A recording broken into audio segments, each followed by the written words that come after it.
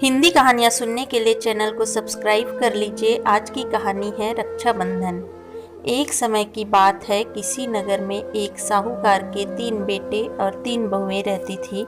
साहूकार की सबसे छोटी बहू बहुत सुशील और संस्कारी थी। साथ ही वह भगवान श्री कृष्ण की अनन्य भक्त थी।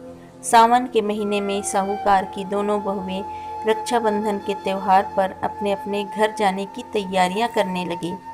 सुबह जल्दी उठकर घर का सारा काम करने लगी तो छोटी बहू ने पूछा, क्या बात है दीदी, आज इतना जल्दी जल्दी काम क्यों कर रही हो? तो उनकी जेठानियाँ बोली, कल रक्षाबंधन का त्यौहार है, हम दोनों को अपने भाई को राखी बांधने अपने अपने घर जाना है। तेरा तो कोई भाई नहीं है, तू क्या जाने रक्षाबंधन का महत्व, भाई बहन के रिश्ते का महत्व। छोटी बहू को ये बात बहुत बुरी लगी और वह भगवान श्री कृष्ण के प्रतिमा के पास खड़ी होकर खूब रोने लगी और बोली, यदि मेरा कोई भाई होता तो आज मैं भी अपने घर जाती। अगले दिन रक्षाबंधन का त्यौहार था। सुबह सुबह छोटी बहू के घर उसके दूर के रिश्ते का एक भाई आया और आकर साहूकार से बोला, ये मेरी बहन है, मैं इसके दूर के रिश्ते का भाई हूँ और मैं रक्षाबंधन के त्यौहार पर इसको अपने घर ले जाने आया हूँ। लेकिन फिर साहूकार का बेटा बोला, लेकिन इसका तो कोई भाई नहीं है, तुम कौन हो? उसके समझाने पर साहूकार और उसका बेटा मान गया और छोटी बहू को उसके साथ भेजने के लिए तैयार हो गए। परंतु छोटी बहू के पति के मन में कुछ शंका थी। वो बोला, आप इसे ले तो जाइए, लेकिन इसे वापस लेने मैं खुद आऊँगा। ऐसा कहकर उसको उसके भाई के साथ भेज दिया। रास्ते में चलते चलते छोटी बहू ने अपने भाई से कहा, भैया तुम इतने सालों तक कहाँ थे और पहले मुझसे रक्षाबंधन पर कभी राखी बंधवाने क्यों नहीं आए? तो उसका भाई बोला, बहन मैं 7 समुंदर पार प्रदेश में कमाने गया था। अब वह दोनों अपने घर पहुँचे तो घर में भाभी ने अपने ननद का स्वागत किया, खूब आवभगत की।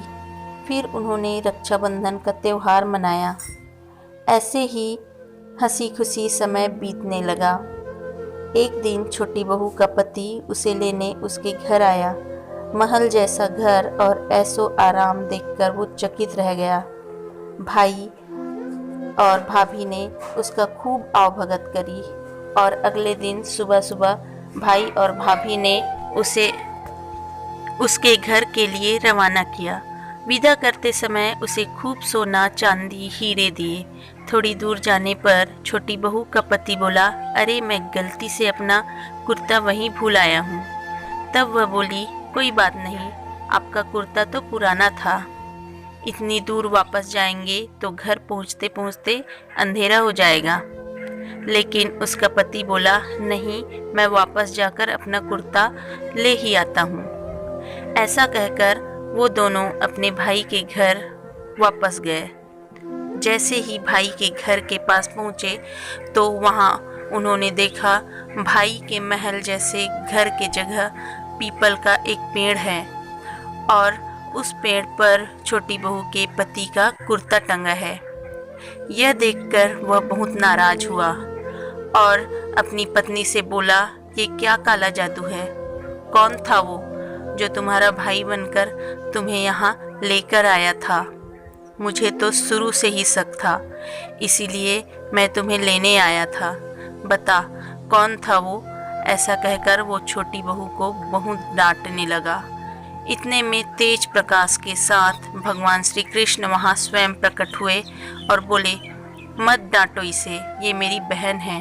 हर साल रक्षाबंधन के त्यौहार पर ये मुझे राखी बांधते आई है और अब मैंने इसका भाई होने का फर्ज निभाया है। इसे मैंने अपनी बहन माना है। छोटी बहू और उसका पति हाथ जोड़कर श्री कृष्ण के चरणों में गिर गए और फिर सब खुशी से रहने लगे। सुनने के लिए आपका दिल से धन्यवाद।